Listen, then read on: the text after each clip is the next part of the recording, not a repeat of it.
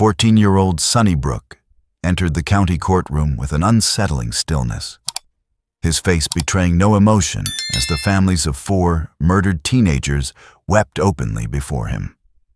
Confident his age would protect him from the harshest consequences, he observed the proceedings with detached curiosity, unaware that the walls were closing in. But the most devastating testimony would not come from forensic experts or seasoned detectives, but from the one person who had spent 14 years building the illusion of his innocence, his own mother.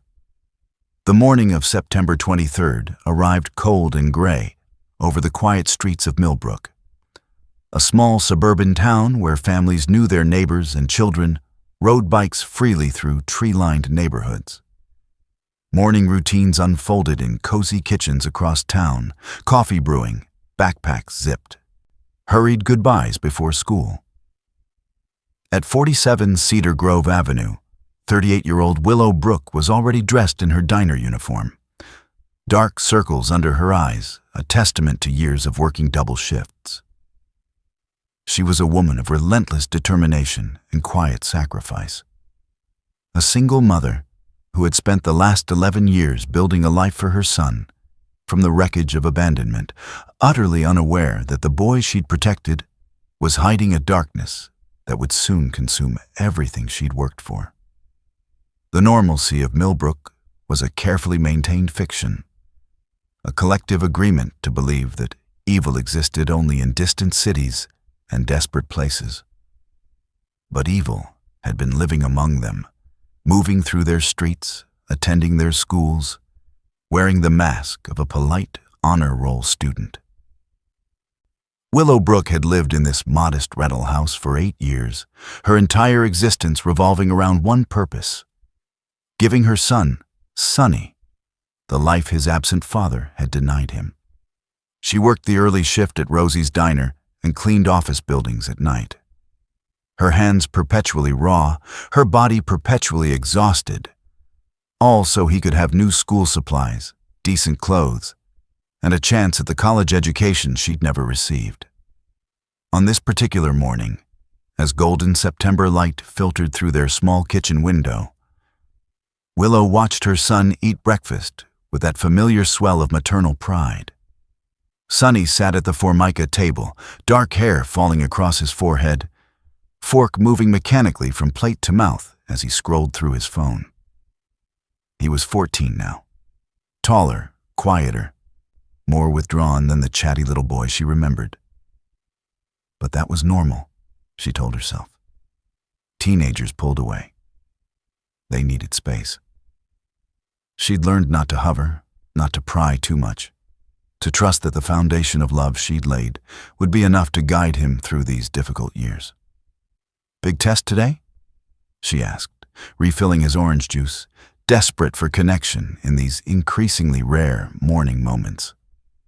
Before we dive into this story, do me one small favor: hit that subscribe button and smash the like. It helps this community grow and makes sure stories like this one aren't forgotten. This case took decades to crack, and trust me, you're not going to want to miss a single detail. Also, drop a comment below and tell me where you're watching from. I love seeing how many people around the world care about justice just as much as I do. He glanced up, offered a small smile, the one that always melted her defenses. "Just regular stuff, Mom. Don't worry about me." "I always worry about you," she said, kissing the top of his head despite his subtle flinch. "That's my job."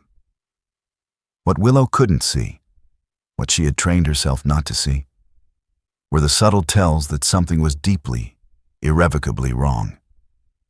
The flatness in his eyes when he smiled, the way his expression would go completely blank when he thought no one was watching, the unusual intensity with which he'd been following the local news stories about 4 missing teenagers, the too clean state of his bedroom, scrubbed with a thoroughness that went beyond adolescent tidiness. She couldn't see it because she had spent years not seeing it, not seeing the dead animals in the backyard that he'd explained away so convincingly, not seeing the fear in other children's eyes when they played with him as a boy, not seeing the complaints from teachers that somehow always sounded overblown when Sonny explained his side, not seeing the moments when his mask would slip and something cold would flash across his young face before the sweet boy persona snapped back into place. Willow had built her entire identity around being a good mother, and good mothers didn't raise monsters. So when the evidence contradicted that belief, her mind performed extraordinary gymnastics to preserve the illusion. He was sensitive, misunderstood, going through a phase, processing his father's abandonment, just being a boy, just being a teenager, just being anything except what he actually was. As she grabbed her purse and keys that morning, calling out her usual goodbye, "Love you, be good, text me after school," she had no idea that in less than 3 miles away, a jogger was about to stumble upon a horror that would crack open the facade of their peaceful town. 4 bodies, buried in a shallow wooded area near the old reservoir. 4 families' nightmares confirmed. 4 teenagers who would never come home. And in the days that would follow, as investigators worked tirelessly to piece together evidence, as surveillance footage was analyzed and digital footprints traced, every clue would lead them back to this unremarkable house on Cedar Grove Avenue.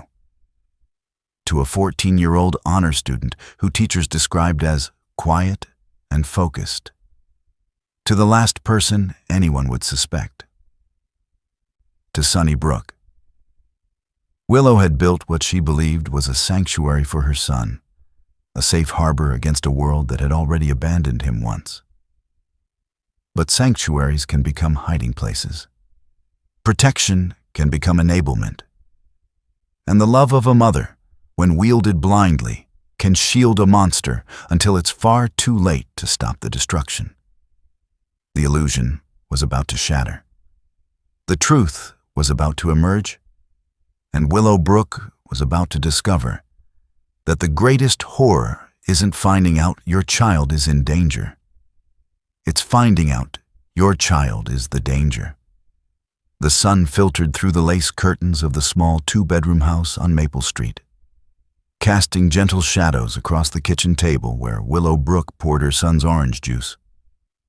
Sonny sat with perfect posture, his backpack already organized by the door, uniform pressed. Homework completed the night before. At 14, he moved through their morning routine with the quiet efficiency of someone much older. "You're going to be late for your shift, Mom," he said, glancing at the clock above the stove. Willow smiled, that weary but genuine smile that came from working the breakfast rush at Morrison's Diner, followed by the evening cleaning shift at the medical complex across town. Her hands were rough from years of carrying heavy trays and pushing industrial mops. But when she reached across to ruffle Sonny's dark hair, her touch was gentle. "Let me be late," she said. "You only graduate 8th grade once." The refrigerator hummed in the background, its door covered with Sonny's certificates and report cards, a gallery of straight A's and teacher commendations that Willow showed off to anyone who'd listen. Honor roll, student of the month, academic excellence. Each one represented late nights when she'd come home to find him still studying by lamplight, determined to make something of himself. Millbrook was the kind of town where nothing bad ever happened. White picket fences lined streets named after trees. Neighbors borrowed sugar and returned casserole dishes. The high school football team was the biggest source of drama, and the most scandalous gossip involved whose teenager got caught drinking beer behind the convenience store. It was safe, predictable, the kind of place where parents didn't lock their doors and children rode bikes until the streetlights came on. Willow had chosen this life deliberately. When Sonny's father walked out, disappeared one Tuesday morning when their son was barely 3, leaving nothing but an empty closet and a note that said, "I can't do this." She'd packed up their apartment in the city and driven until she found somewhere that felt like a fresh start. Somewhere she could raise her boy right. "Just us against the world," she'd whispered to him that first night in their new home. And it had been their motto ever since. The principal had called Sonny a model student at graduation last week. Mrs. Henderson from next door always commented on how polite he was, how he offered to carry her groceries without being asked. His English teacher, Mr. Pemberton, had written on his final report card, "Sonny possesses an unusually mature focus and intellectual curiosity. A pleasure to have in class." Willow worked 2 jobs so he wouldn't have to. So he could focus on school, on building the future she'd never had. Every double shift, every aching foot, every time she chose sleep over a social life. It was all for him. Her dream was simple. A college scholarship, a degree, a career where he'd never have to scrub floors or smile through rude customers demanding their eggs over easy. "Everything I do for him," she told her sister on the phone last month, watching through the window as Sonny helped an elderly neighbor trim her hedges.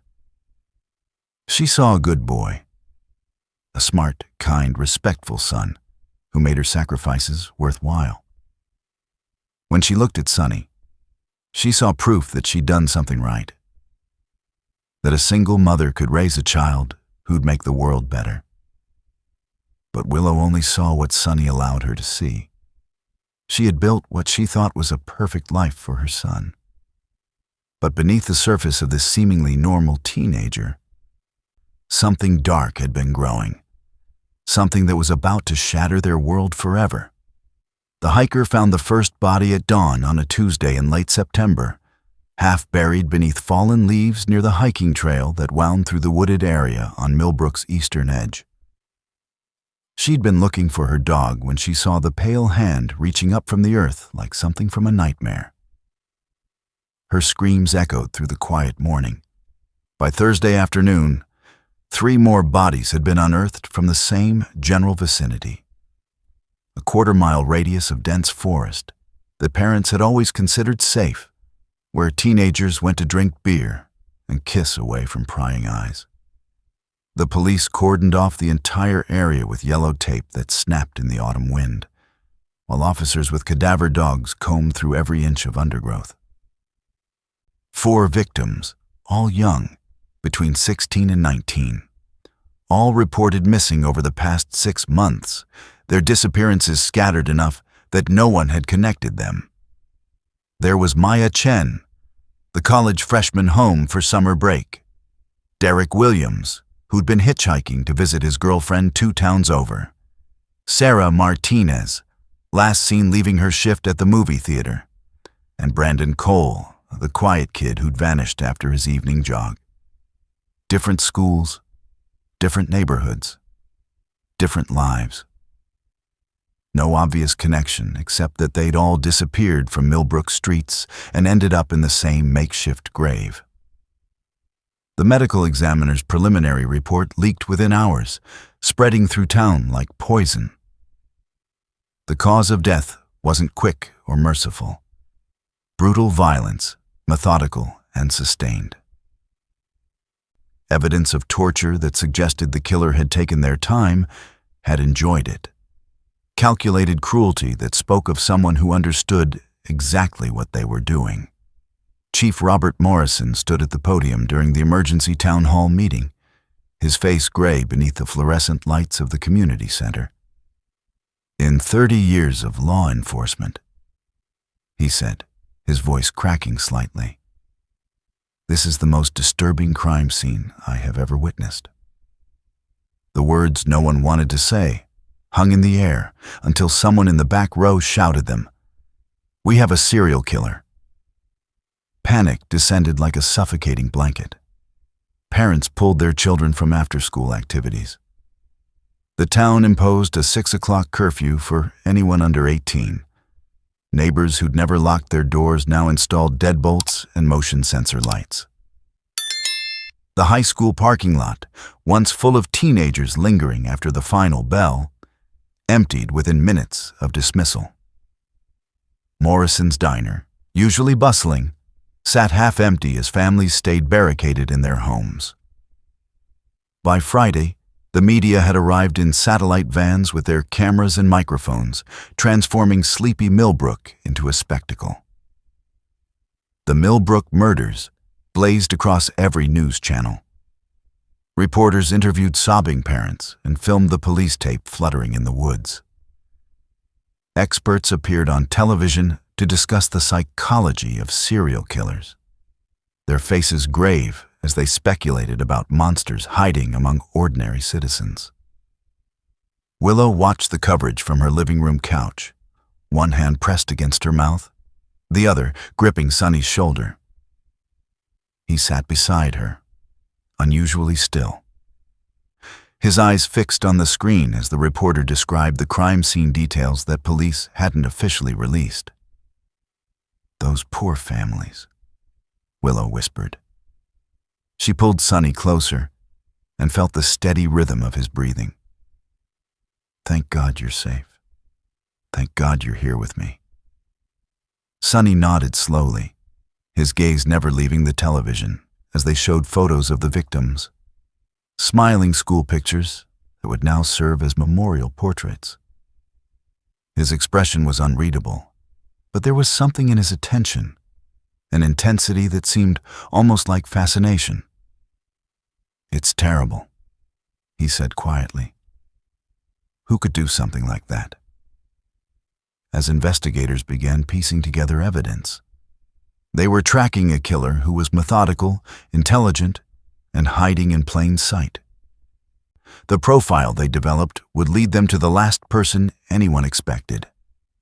The forensic team worked around the clock, processing evidence that painted a picture more disturbing with each test result.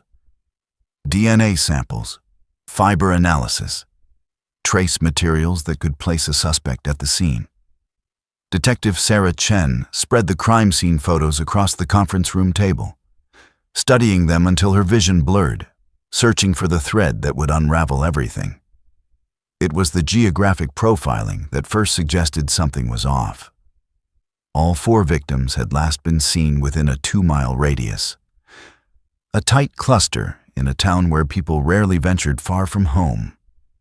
Maya Chen had left the library. Derek Williams had been walking from the bus stop. Sarah Martinez, the movie theater on Elm Street. Brandon Cole, jogging through the neighborhood just before dusk.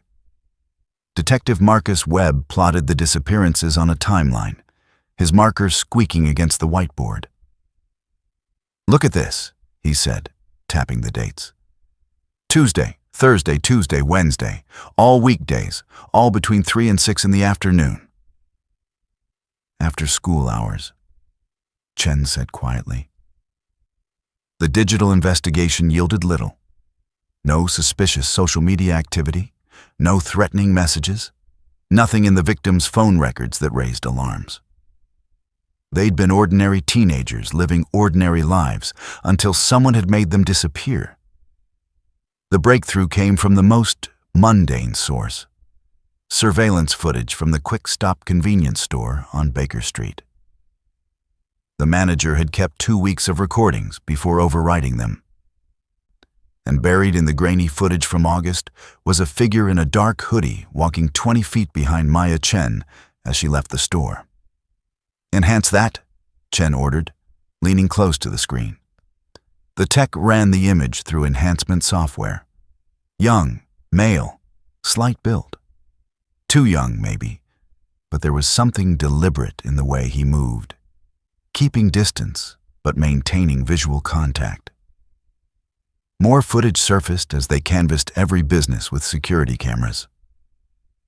The same figure appeared near the bus stop where Derek Williams had vanished, in the movie theater parking lot, at the entrance to the trail where Brandon Cole had been jogging. Always the same hoodie, always the same careful distance. Enhanced analysis revealed what none of them wanted to see: a juvenile. The gait, the stature, the proportions, They were tracking someone who couldn't be older than 15. "Check school dismissal times," Webb said, his voice tight. They matched perfectly. Millbrook Middle School released students at 2:45. The high school at 3:15. Every disappearance occurred within the window when kids would be heading home, when a teenager walking the streets would be invisible, expected, normal. The canvass of local schools began with yearbook photos and attendance records. Witnesses were reluctant at first. Asking children to identify a potential killer felt obscene. But the interviews progressed methodically. A clerk at the library remembered a polite young man who'd spoken to Maya Chen about a book. A gas station attendant recalled a kid in a hoodie who'd been unusually friendly with Derek Williams at the pump. The name surfaced like something rising from deep water. Sunny Brook, 14 years old, 8th grade honor roll student at Millbrook Middle School. Teachers praised his intelligence. Neighbors called him well-mannered. His mother worked 2 jobs to give him a better life. "He's just a kid," Webb said, staring at Sunny's school photo, clean-cut, smiling, innocent. The background check on Willow Brook revealed nothing but a devoted single mother with no criminal record, no suspicious associations, no red flags whatsoever. She worked hard, paid her bills on time, and by all accounts had raised her son to be respectful and studious. Chief Morrison made the decision in his office. The door closed, his voice low. "Surveillance first, 24-hour watch. Then we bring him in for questioning, carefully. If we're wrong about this..." But the evidence kept mounting, each piece fitting together with terrible precision. Detectives hoped they were wrong, that the evidence pointing to a 14-year-old honor student was somehow a mistake. But what they were about to discover in the Brook home would eliminate all doubt. The knock came at 6:30 in the morning, hard and insistent enough to rattle the frame. Willow was buttoning her diner uniform, still half asleep, while Sunny sat at the kitchen table with his cereal backpack already by the door. Another ordinary Tuesday morning in their small house on Maple Street. She opened the door to find Detective Sarah Chen flanked by 4 uniformed officers, their faces grave in the early light. "Willow Brook?" Chen held up a folded document. "We have a warrant to search these premises." The words didn't make sense at first. Willow blinked, looked past the detective to the police cars parked along the curb, neighbors already emerging onto their porches. What? There must be some mistake. What is this about? May we come in?" Willow stepped back automatically, her mind spinning. Some kind of mix-up, wrong address, mistaken identity. Things like this didn't happen to people like her, to families like theirs. Chen's partner, Detective Webb, moved past her toward the kitchen where Sunny sat motionless, spoon halfway to his mouth. "Sunny Brook," Webb said, "we need to ask you some questions regarding the disappearances and murders of Maya Chen, Derek Williams, Sarah Martinez, and Brandon Cole." The floor seemed to tilt beneath Willow's feet. "What?" The word came out as a breathless laugh, hysterical and sharp. "That's insane. He's 14 years old. He's..." "Sunny, tell them. Tell them you don't know anything about..." But Sunny just watched the detective with an expression of almost detached curiosity, as if he were observing something mildly interesting happening to someone else. Officers spread through the house. Willow followed them to Sunny's bedroom, her voice rising. "He's a good boy. He's on the honor roll. This is a mistake. You can't just..." The forensic technician was already wearing gloves, carefully prying up a floorboard near Sunny's desk. The wood came away with a soft crack, revealing a metal box tucked into the space beneath. "What is that?" Willow whispered. "I've never seen..." The technician opened the box. Inside, arranged with careful precision, a silver bracelet Willow recognized from the news coverage, a student ID card, photographs, a small notebook filled with dense handwriting, sketches that made the technician inhale sharply before placing the box on the bed for Chen to examine. Willow's knees gave out. She caught herself on the doorframe, staring at the contents spread across her son's bedspread. No, that's not his. Someone put that there. Someone. They found more. A cloth-wrapped bundle in the back of the closet containing knives that gleamed under the camera flash. A journal hidden between mattress and box spring, pages filled with descriptions so detailed and cold that Detective Chen's jaw tightened as she read. "Sunny Brook," Webb said, producing handcuffs. "You're being taken into custody." Sunny stood without protest, his movements calm and measured. No tears, no fear, no frantic denials. He extended his wrists as if he'd been expecting this, as if some part of him had been waiting. "Baby." Willow lurched forward, trying to reach him, but an officer gently blocked her path. "Sunny, tell them this is wrong. Tell them." He turned to look at her then, and what Willow saw in her son's eyes made her blood freeze. Not fear, not confusion, just emptiness. A cold, vast nothing where warmth should have been. He looked at her the way someone might look at a stranger, with mild disinterest and something that could have been pity. Then they let him out the door.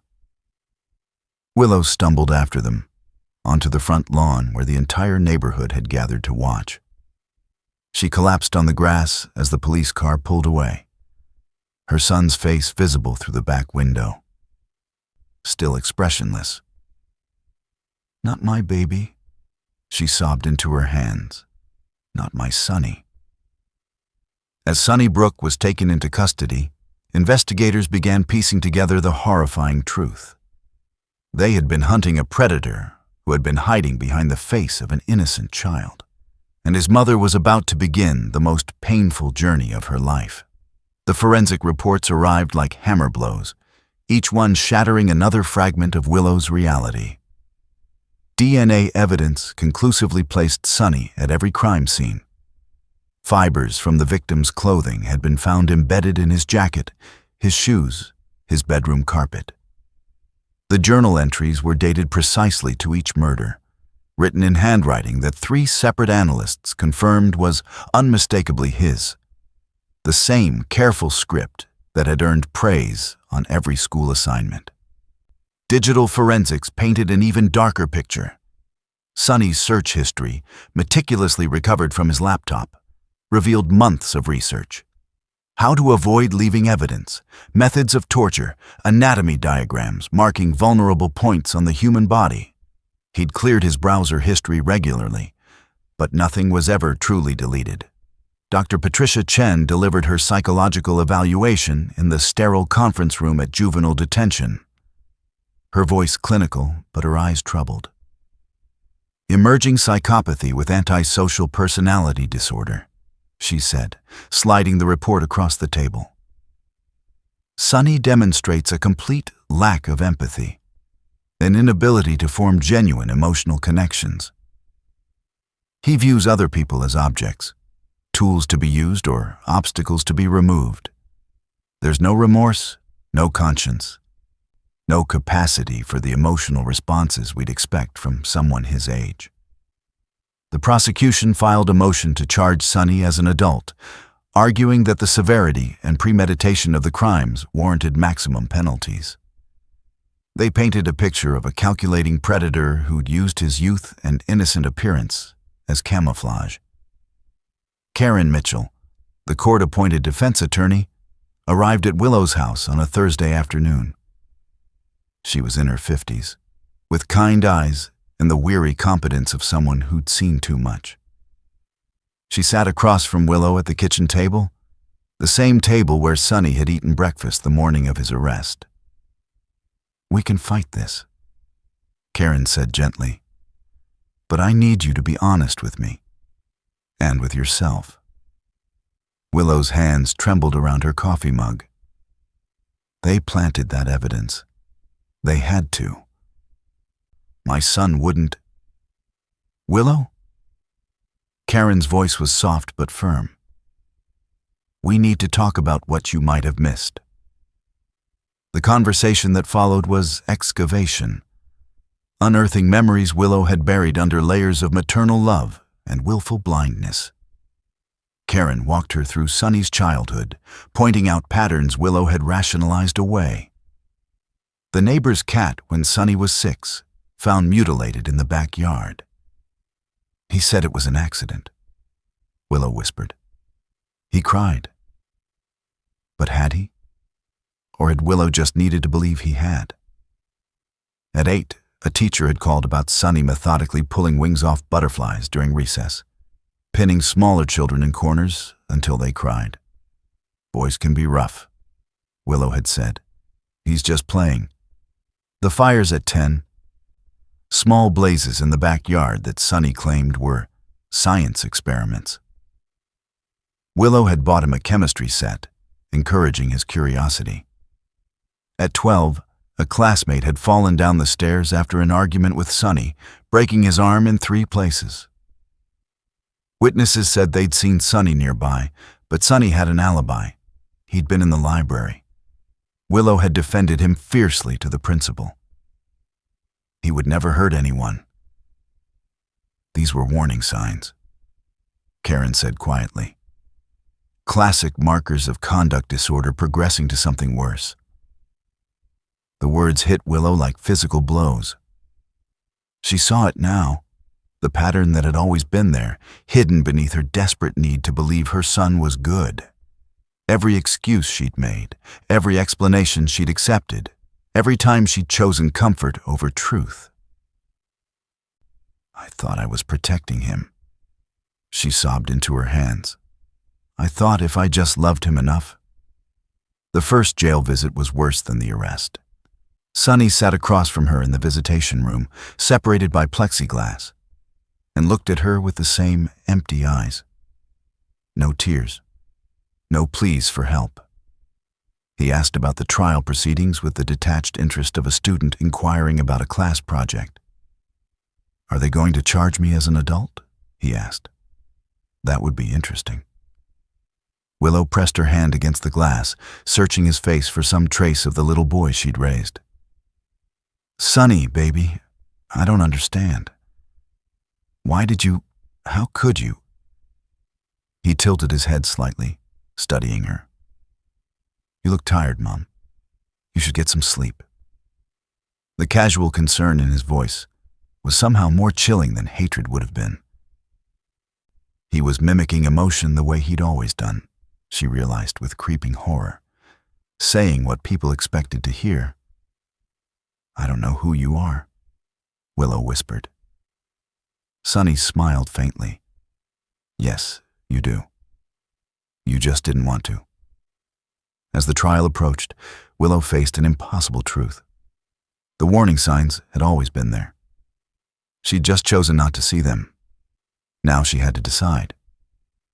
Would she continue to protect her son, or face the monster she'd helped create? The courtroom was packed to capacity, every seat filled with journalists, spectators, and the hollow-eyed families of 4 teenagers who would never come home. Willow sat directly behind the defense table, her face gaunt and colorless, aged a decade in the 3 months since her son's arrest. She clutched a tissue that had disintegrated into damp shreds between her trembling fingers. Judge Martha Reynolds entered with heavy footsteps, her expression grave as she surveyed the room. This is, she said quietly, settling into her chair, the most difficult case I have overseen in 23 years on the bench. Prosecutor James Chen rose for opening statements, his voice steady but laced with controlled emotion. The evidence will show that Sunny Brook, despite his age, committed systematic and calculated murders. 4 young people, Sarah Martinez, Marcus Johnson, Emily Chen, and Tyler Brooks were hunted, tortured, and killed by someone who saw them not as human beings, but as objects for his experimentation. Defense attorney Karen Mitchell countered with the only argument available to her. You will hear about a troubled child suffering from severe mental illness, a boy whose brain is still developing, who cannot be held to the same standard of responsibility as an adult. Sonny Brook needs treatment, not vengeance. Throughout both statements, Sonny sat motionless at the defense table, his posture perfect, his expression one of detached curiosity. He studied the courtroom as if observing a science experiment, taking note of the jury, the judge, the gallery of faces watching him with varying degrees of horror and fascination. The victims' families testified in succession, each one a devastating portrait of loss. Sarah Martinez's mother spoke through tears about her daughter's dreams of becoming a veterinarian, how she'd volunteered at the animal shelter every weekend, how her laugh had filled their home with light. Marcus Johnson's father described a college freshman who called home every Sunday, who'd been so excited about his engineering classes, who'd wanted to build bridges that would connect communities. Emily Chen's sister, barely older than Emily had been, trembled as she held up drawings her sister had made. Beautiful, intricate artwork that would never be finished. Tyler Brooks' younger brother spoke of a protective presence, someone who'd taught him to ride a bike and defended him from bullies, someone gentle despite his athletic build. Each testimony reduced Willow to fresh sobs, her shoulders shaking with the weight of what her son had stolen from these families.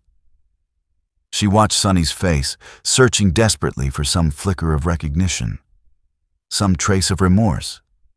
Nothing. He might have been watching a documentary about strangers. "Who are you?" she whispered, though he couldn't hear her. The forensic evidence was presented with clinical precision. DNA matches displayed on screens, photographs of the recovered items from Sonny's bedroom.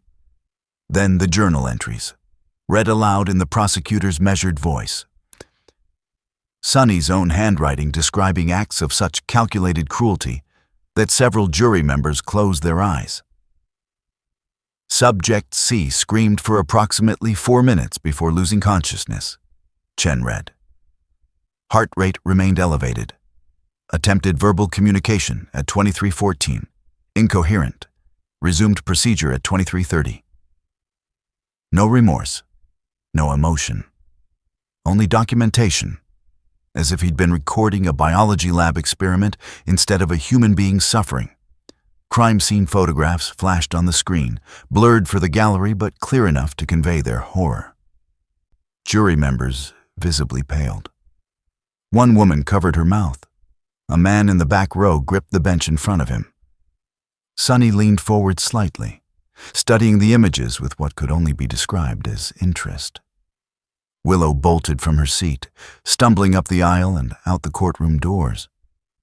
She made it to the bathroom before vomiting, her body rejecting the reality it was being forced to absorb. The defense psychologist took the stand that afternoon. A kind-faced woman who spoke earnestly about adolescent brain development, about the impact of growing up without a father, about mental illness that manifested before a child could understand what was happening to them. Sonny Brook needs treatment, she concluded. He needs intensive psychiatric care, not incarceration. With proper intervention. Chen's cross-examination was surgical. Doctor, in all your hours evaluating the defendant, did he show any remorse for his actions? A pause. No. Any recognition that his victims were human beings deserving of compassion? No. Any desire to change? Any indication that treatment would be effective? The psychologist's face fell. No. The silence that followed was suffocating. The evidence was overwhelming. The horror is undeniable. But the defense had one final strategy. Put Willow Brook on the stand to humanize her son. They had no idea she was about to do the opposite. The motel room was suffocating despite the air conditioning humming in the corner. Willow sat on the edge of the bed, unable to sleep. Though exhaustion pulled at every muscle in her body, tomorrow she will take the stand. Tomorrow she would be asked to save her son. Karen had been clear during their evening preparation.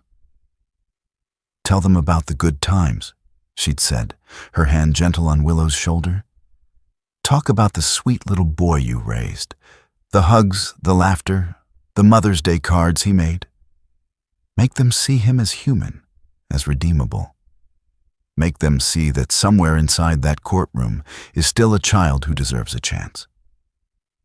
Willow had nodded, agreed, and promised she understood what was needed. But now, alone in the darkness, broken only by the neon motel sign flickering outside her window, she couldn't find the words Karen wanted her to say. She spread photographs across the bedspread, images documenting a childhood that now felt like fiction. Sunny as a baby, wrapped in the blue blanket her sister had knitted. Sunny at 3, gap-toothed and grinning on his first day of preschool. Sunny at 7, posing with his honor roll certificate. She searched each photo desperately, looking for the son she remembered, the boy she'd convinced herself existed.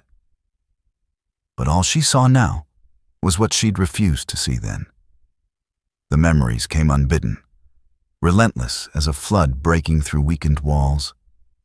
Sunny at 5, standing in the backyard with that peculiar blank stare the day after the Hendersons' dog disappeared. "Did you see Max today?" Mrs. Henderson had asked him. "No," he'd said, his voice flat.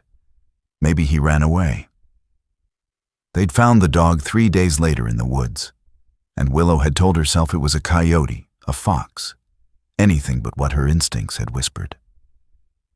Age 7, when she'd found him in his room watching videos on her laptop, violent footage he'd somehow accessed despite parental controls.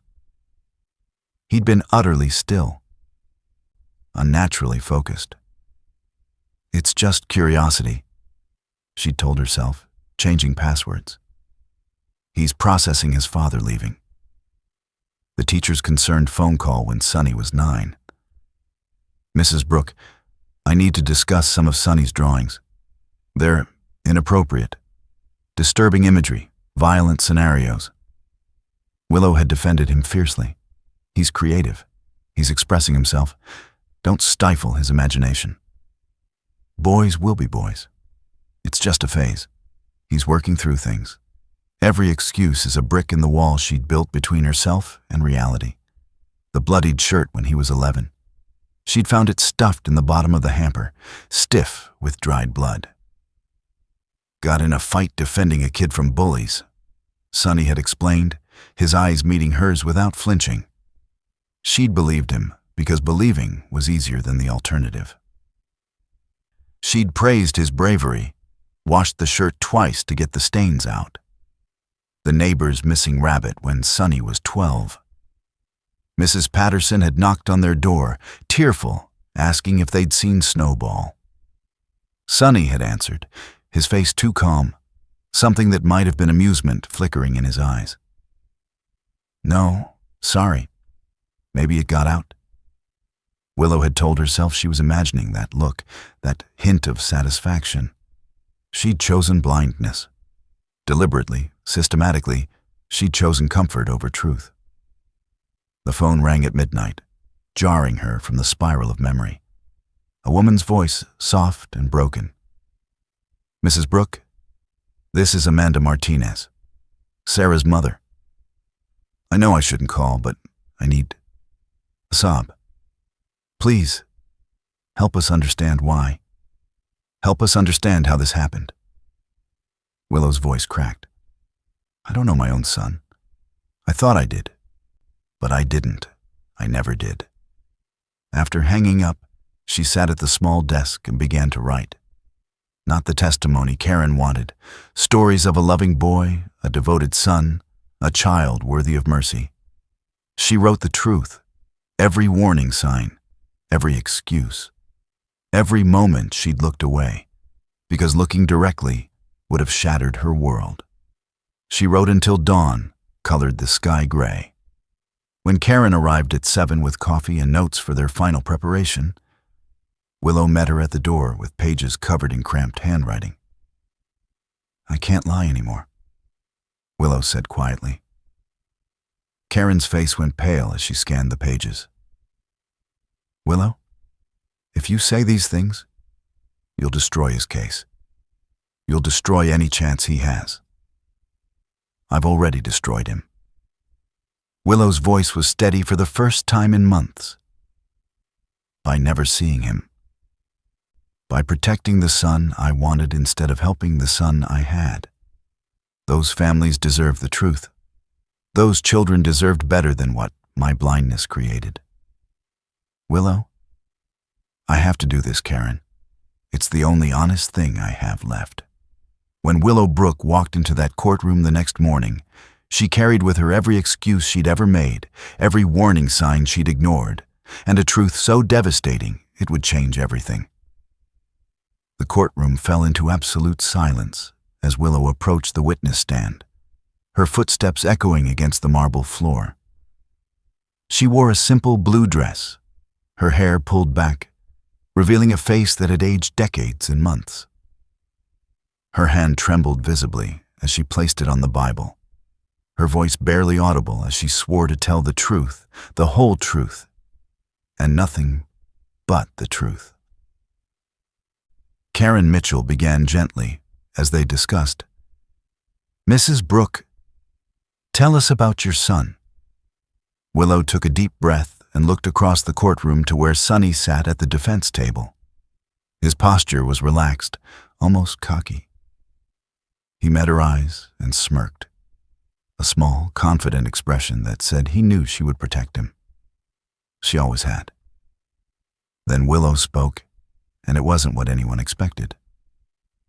"I'd like to tell you about a good boy who made mistakes," she said, her voice steady. "But I can't, because that would be a lie." Karen's face went white. "Mrs. Brook, perhaps we should... I'd like to tell you he was neglected, damaged by circumstances beyond his control. But I can't, because I gave him everything except the one thing he needed. Someone willing to see him for what he really was. Your Honor, I need to redirect." Karen stood, panic creeping into her voice. Judge Reynolds raised her hand. "Let her speak." Willow's confession poured out like water breaking through a dam.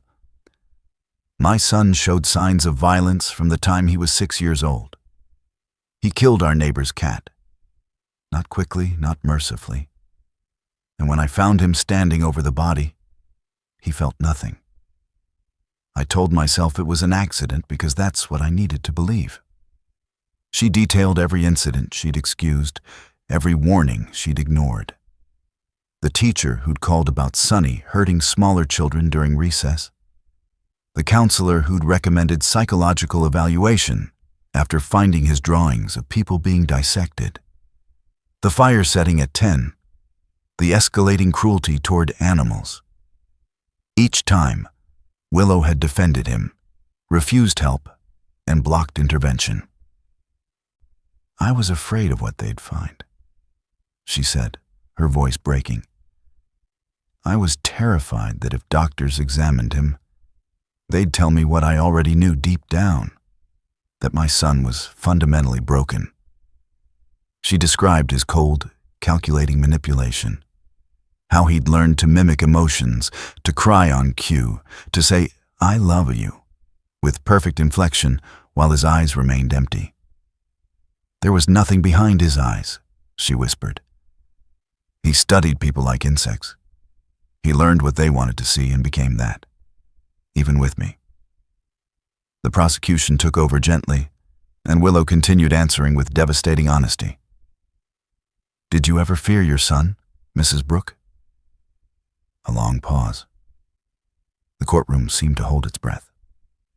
"Yes, I was terrified of him, but I was more terrified of admitting why. When did you realize what he was?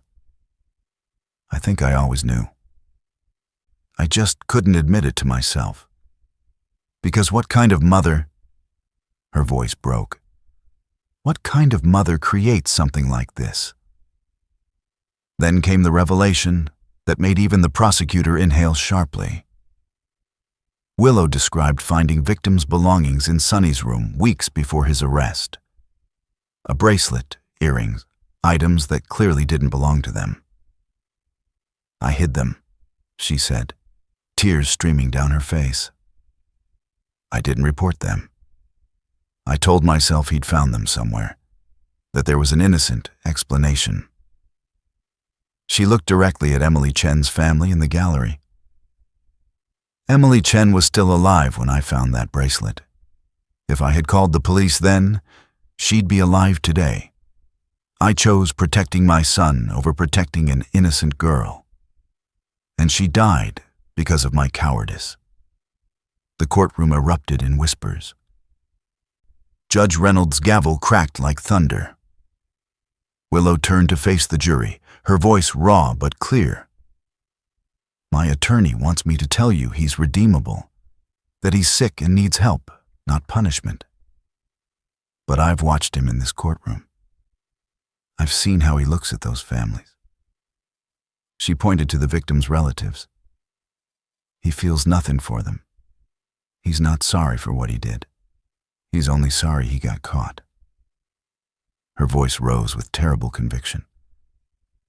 I enabled a monster by refusing to see him. Don't make the same mistake I did. She took a shuddering breath. My son is dangerous. He will always be dangerous. And I will spend the rest of my life knowing I could have stopped this. Sonny had gone completely still during her testimony. But now he erupted. He stood so violently, his chair toppled backward, his face contorted with inhuman rage. You're supposed to love me, he screamed, his voice cracking with fury. You're my mother. How could you? Bailiffs rushed forward as he lunged toward the witness stand, thrashing against their restraint with shocking strength. The mask had fallen completely. This wasn't a confused teenager. This was something feral, something that had been hiding behind a child's face. I hate you. I'll never forgive you.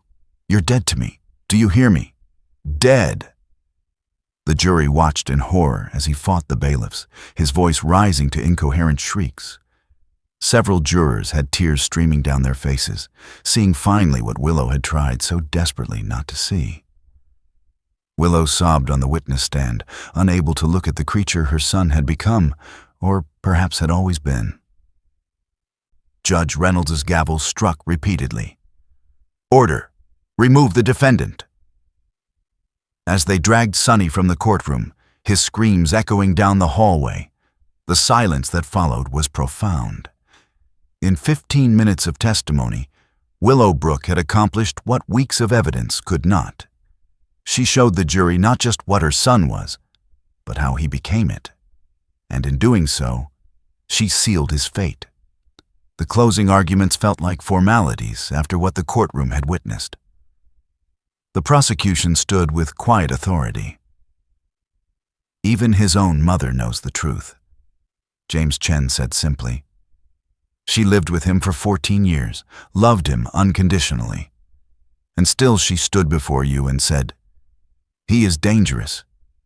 He has always been dangerous. And he will always be dangerous. The defense's plea for mercy rang hollow, weakened by Karen Mitchell's own visible defeat.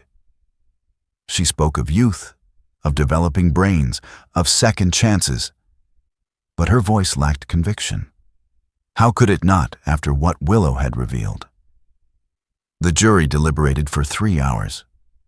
When they returned, the forewoman's voice was steady as she read the verdict 4 times, once for each stolen life.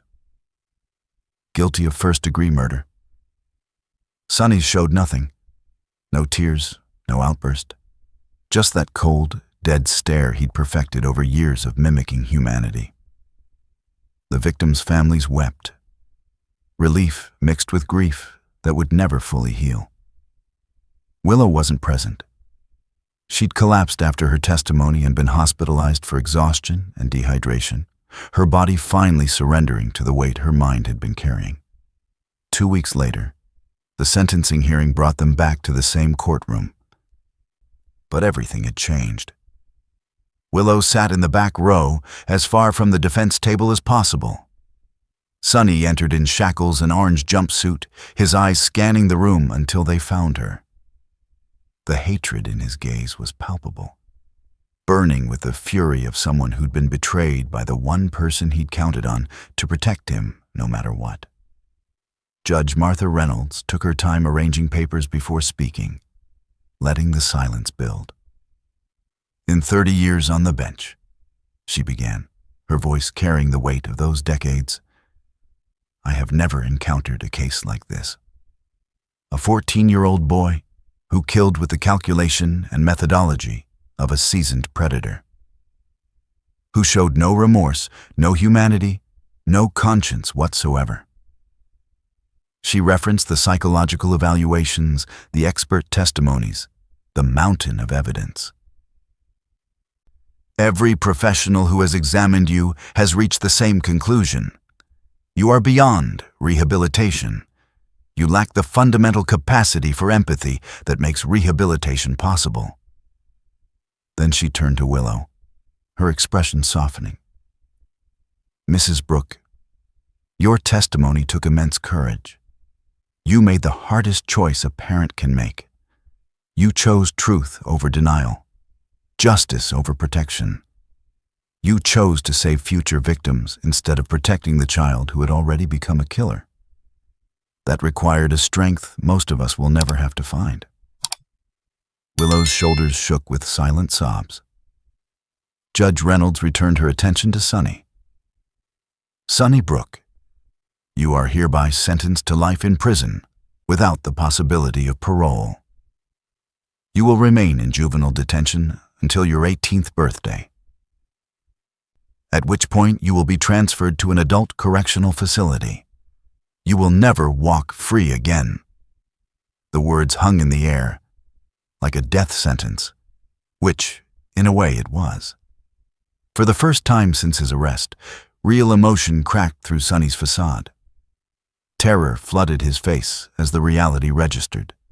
The game was over. He had lost. All his calculations, his manipulations, his confidence that his mother would save him, worthless. "Mom?" His voice came out small and cracked, the voice of a frightened child. He looked at Willow desperately, reaching toward her as if across an impossible distance. "Mom, please, don't let them do this." Willow turned her face away, unable to meet his eyes. "I'm your son." Sonny's voice rose to a panicked shriek as bailiffs gripped his arms. Mom, please." "You can't let them. You're supposed to—" "Mom!" They led him toward the door, his feet dragging, his voice breaking. "Please, I'm sorry. I'll be good. Mom, please, don't leave me. Mom!" Willow sat frozen, tears streaming down her face, her expression stone but her eyes revealing bottomless grief. She never looked back. The victims' families held each other, their closure bittersweet. Justice didn't resurrect the dead or heal the wounds. It just meant the bleeding might finally stop. Outside, media crews broadcast the verdict. Justice for the Millbrook Four. Reporters shouted questions at emerging lawyers and family members, cameras flashing like lightning strikes. Willow exited through a side door, escorted by victim advocates who shielded her from the press. She'd said everything she needed to say. The final image belonged to Sonny, visible through the barred windows of the transport van. Small and alone, shackled hands pressed against the glass, he stared back at the courthouse steps where his mother should have been. But there was only empty space where she'd once stood protecting him. The van pulled away, carrying him toward a future measured in concrete walls and locked doors, toward decades of isolation, with only his victims' faces for company. Willow Brook walked into that courtroom, ready to defend her son. She walked out, having helped convict him of 4 murders and condemn him to life in prison. She made a choice that no mother should ever have to make. Between the child she loved and the truth she could no longer deny, Sonny Brook is now serving life without parole, the youngest person ever given that sentence in his state. 4 families finally have justice, but they'll never have their children back. And Willow lives with the unbearable weight of knowing that she saw the signs, ignored them, and in her desperate desire to protect her son, she allowed him to become a monster. This case reminds us that evil isn't always obvious. Sometimes it hides behind familiar faces, behind the people we love most. And sometimes the most courageous thing a parent can do is stop protecting their child from consequences and start protecting the world from what that child has become. What do you think about Willow Brook's decision to testify against her son? Was it an act of ultimate courage or the final betrayal? Could she have stopped him if she'd acted on those early warning signs? Let me know your thoughts in the comments below. Do me one small favor, hit that subscribe button and smash the like. It helps this community grow and makes sure stories like this one aren't forgotten. This case took decades to crack, and trust me, you're not going to want to miss a single detail. Also, drop a comment below and tell me where you're watching from. I love seeing how many people around the world care about justice just as much as I do.